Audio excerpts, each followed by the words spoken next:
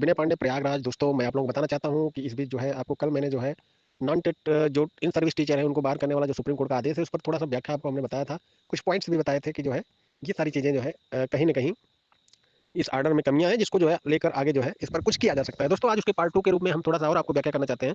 देखिए ऑडियो काफ़ी लंबी हो जाती है तो थोड़ा सा इस वजह से हम सोचते हैं कि थोड़ा थोड़ा पार्ट में हम आपको इसकी क्या क्या आप जो इन सर्विस टीचर हैं वो क्या क्या कर सकते हैं उस विषय में मैं आपको इस बीच जो है एक फिर जो है पार्ट 2 उसका मैं बता रहा हूँ। पार्ट 2 पार्ट 3 ऐसा 2-3 जो है पार्ट में मैं आपको बताना चाहता हूँ। दोस्तों मैं आपको बताना चाहता हूँ कि non TET in service teacher जो भी हैं उनके पास तमाम जो है इस ऑर्डर में के लिए जो है कुछ पॉइंट्स हैं जो कि लेकर वो सुप्रीम कोर्ट में अपने लिए राहत की उम्मीद कर सकते हैं। मैंने आपको कल ही कहा था कि दो तरह के केस हो सकते हैं। एक तो रिव्यू पुनर्विचार याचिका, जो कि पुनर्विचार याचिका उन्हीं की बेंच में जाएगा और पहले जो है नियम होता है कि पहले वो चैम्बर में जाएगा और चैम्बर में जो है जजेज जब देखेंगे कि हाँ इसमें कुछ छूट गया है रिव्यू में जो है इसको तब खुली कोर्ट में लगाएंगे, अन्यथा वो चैम्बर से ही इसको खारिज कर देंगे। दो चीज़ होती है। देखिए रिव्यू के बाद क्यूरेटिव पिटिशन जो होती है पूर्ण पीठ के लिए, बिना रिव्यू गए आप पुनर्विचार याचिका में गए 5 जजों की पीठ के लिए आप नहीं कर सकते हैं जो है याचिका जो है क्यूरेटिव पिटिशन में।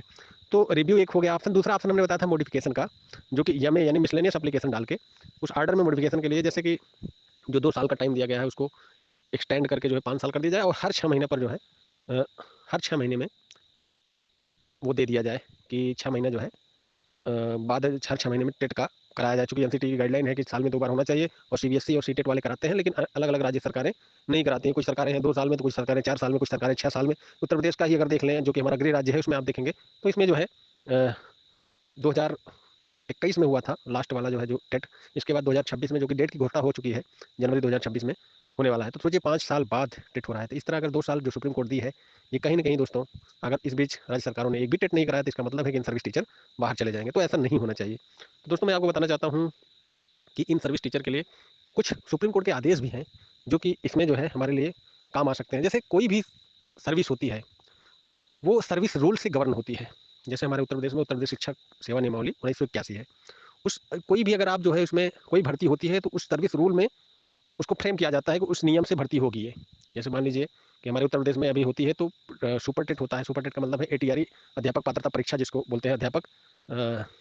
अध्यापक का जो है जो पहले तो टेट होता है, टेट के बाद जो है सुपर टेट होता है। तो सुपर टेट का 60% प्लस जो है एकेडमिक जो हाई स्कूल इंटर और बीए बीए या बीएससी बीकॉम जो भी ग्रेजुएशन है 10% उसका, प्लस 10% जो जो टीचर ट्रेनिंग है बीटीसी बीएड। हालांकि बीएड अभी बाहर हो गया प्राइमरी में, लेकिन जो है जूनियर और अन्य स्तर पे है। तो यहाँ पर सर्विस रूल में जो है उसको फ्रेम किया गया है वो नियम। दोस्तों सुप्रीम कोर्ट का जजमेंट है तमाम।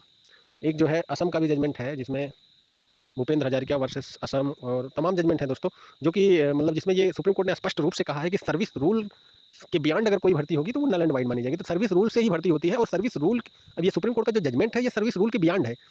अध्यापक शिक्षक सेवा नियमावली हर राज्य का जो है होता है अलग अलग। उसमें पहले नियम फ्रेम किए जाते हैं कि अब जो भर्ती होगी इस नियमानुसार होगा। अलग अलग राज्यों में अध्यापक सेवा नियमावली होगी और उसमें जो है दोस्तों समय समय पर बदलाव भी होते रहते हैं। जैसे इसके पहले उत्तर प्रदेश में अखिलेश की गवर्नमेंट थी तो सिर्फ शुद्ध टेट पास वालों को जो है शुद्ध जो एकेडमिक मेरिट के आधार पर भर्ती की जाती थी। लेकिन बाबा जी की सरकार आई तो फिर एक परीक्षा और टेट के अलावा देनी पड़ती है, जो जिसको सुपर टेट कहते हैं, या अध्यापक परीक्षा, जो अध्यापक भर्ती परीक्षा जिसको बोलते हैं, वो किया जाता है। तो दोस्तों ये अध्यापक भर्ती परीक्षा का 60% और एकेडमिक 40% जोड़कर बाबा जी भर्ती कर रहे हैं अभी तक जो है, जो लेकिन उसको नियमावली में फ्रेम किए हैं। तो ऐसे हर राज्य का है दोस्तों। तो बिना नियमावली में फ्रेम किए यानी कोई भी भर्ती नियमावली से गवर्न होती है, और सुप्रीम कोर्ट ने ये जजमेंट जो दिया है उस नियमावली का भी, जो नियमावली से भर्ती हुई है उसके खिलाफ है। यानी कि सुप्रीम कोर्ट खुद 3 जजों की पीठ ने पहले भी कहा है कि कोई भी भर्ती सर्विस रूल से जो है होगी। सर्विस रूल यानी कि सेवा नियमावली के बने नियमों से होगी। अगर बैक डेट में जैसे सुप्रीम कोर्ट ने जो लगाया है ये ऑर्डर इन सर्विस टीचरों के लिए, तो दोस्तों ये चीज़ें जो है गलत है। चूंकि सर्विस रूल में उस समय टेट का कोई जिक्र ही नहीं हुआ था, क्योंकि टेट आया ही नहीं था। तो ये सारी चीज़ें जो सुप्रीम कोर्ट के ही कुछ जजमेंट हैं जिसमें सर्विस रूल की बात की गई है कि कोई भी भर्ती सर्विस रूल के अकॉर्डिंग ही होगी, अध्यापक सेवा नियमावली के अकॉर्डिंग होगी।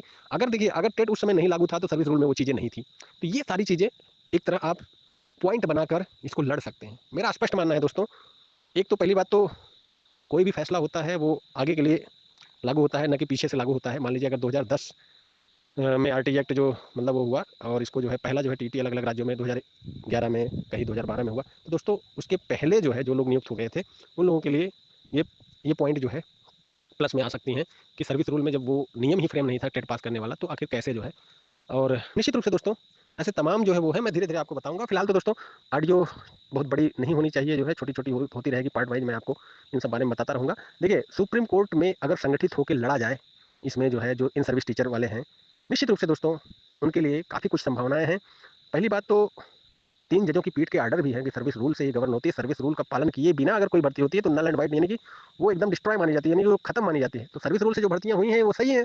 अब अगर आप जो है सर्विस रूल के बियॉन्ड जो है टेट की बात कर रहे हैं, उस समय सर्विस रूल में थी ही नहीं, तो ये सारी चीज़ें कहीं ना कहीं 3 जजों की पीठ का आर्डर 2 जजों की पीठ के आर्डर से बड़ा नहीं हो सकता है। ये सारी चीज़ें अगर सुप्रीम कोर्ट में रखी जाएंगी तो निश्चित रूप से इस पर कुछ ना कुछ, दोस्तों निश्चित रूप से इसमें स्पष्ट मैं बता देना चाहता हूँ, ये जो जजमेंट है एकदम इसी तरह तो नहीं होगा, कुछ ना कुछ तो बदलाव होगा इसमें, इसमें ये तय है।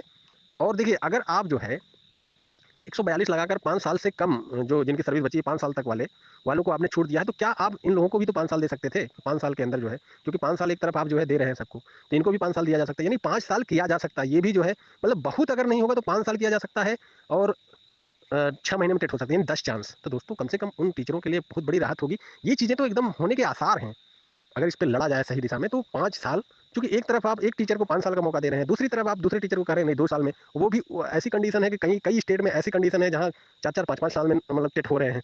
तो ऐसी कंडीशन में दोस्तों सुप्रीम कोर्ट को निश्चित रूप से आर्डर में संशोधन करके उनको बढ़ाना पड़ेगा, और जो है 6 महीने में टेट कराने के लिए बाध्यकारी करना पड़ेगा स्टेट को। तो निश्चित रूप से दोस्तों ये सारी इसमें वो है, बाकी कल फिर मैं एक एक सीरीज में आपको बताता रहूँगा। और दोस्तों मैं आपको बताना चाहता हूँ कि अगर कोई भी इन सर्विस टीचर है, वो चाहता है कि हमसे जो है किसी भी तरह का लीगल जो है जानकारी लेना चाहता है, तो हमारे व्हाट्सअप नंबर 9161180404 पर व्हाट्सअप मैसेज करके आप हमसे जानकारी ले सकते हैं। नंबर है 9161180404। इस दिशा में दोस्तों हम खुद भी जो है, चूँकि हमारे कई मित्रों के जो है घर वाले जो है जो टीचर हैं हमारे संपर्क में हैं, लगातार उन लोगों का भी जो है उनसे बातें हो रही हैं।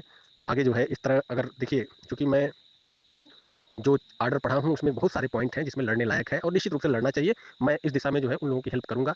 कुछ लोग संपर्क में हैं, और प्रयास ये हो कि पहले तो स्टेट जाए, लेकिन स्टेट अगर नहीं जाती है, देखिए स्टेट अगर जाएगी तो एक सुप्रीम कोर्ट में एक और प्लस पॉइंट होगा। देखिए स्टेट के ही भरोसे आप नहीं रह सकते हैं।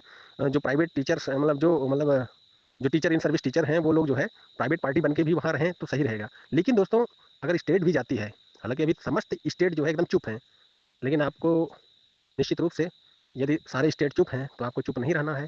आगे जो है जो इन सर्विस टीचर हैं उनको संगठित होना है और संगठित होकर अपनी लड़ाई लड़ना पड़ेगा। फिलहाल तो दोस्तों ये सारे पॉइंट कल भी मैंने काफ़ी पॉइंट बताए थे, अभी भी कुछ पॉइंट और मैं कल बताऊंगा जिस पर आप लड़ सकते हैं। देखिए पुनर्विचार याचिका एक ऑप्शन है, दूसरा जो है मॉडिफिकेशन, आर्डर का मॉडिफिकेशन।